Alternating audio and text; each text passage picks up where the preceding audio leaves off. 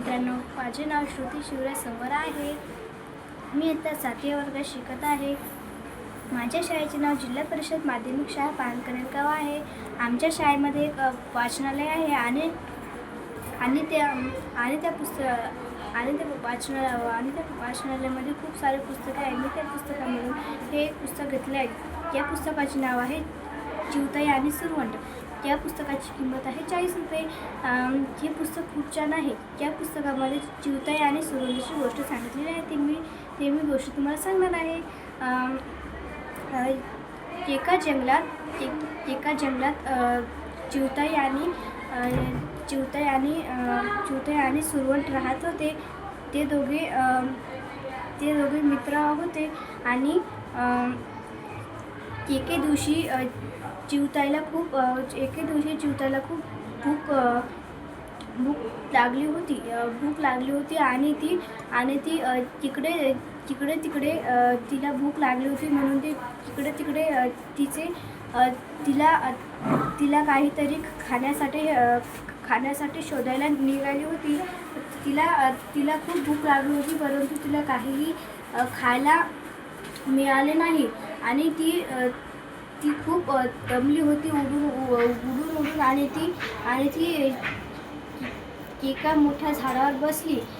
तेव्हा तिने इकडे तिकडे बघितले होते तर तिला एक लहानसा सुरवंट दिसला.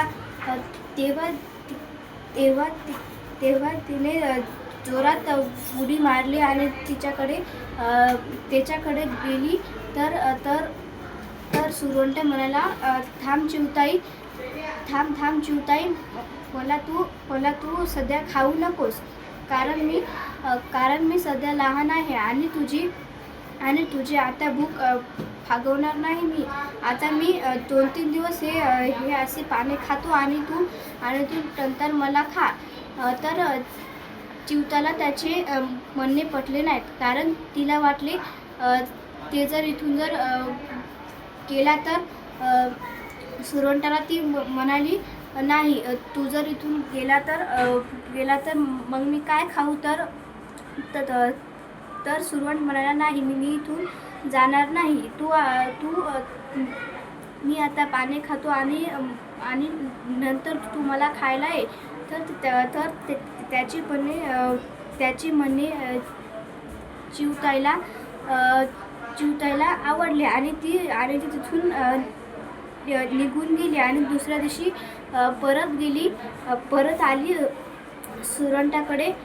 ती दिवसांदिवस सुरवंट वाढू लागला आणि चिवताईला आनंद होऊ लागला, कारण की सुरवंट खूप मोठा होत चालला आहे. आणि एके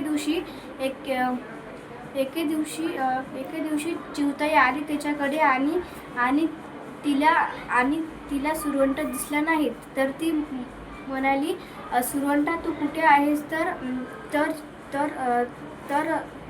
सुरवंट म्हणाला, चिवताई मी इथे आहे. तर त्याने त्याच्या भोवती खूप मोठा कोश करून घेतला होता. तर चिवताई म्हणाली, तू हे काय केलं. तुझ्या अंगावर तसे तू ओढून काम घेतले. तर ते म्हणाला, हा मी अंगावर नाही ओढून घेतले, हा तर माझा कोश आहे. तर चिवताई म्हणाली, बर. तर असेच 1-2 दिवस गेले.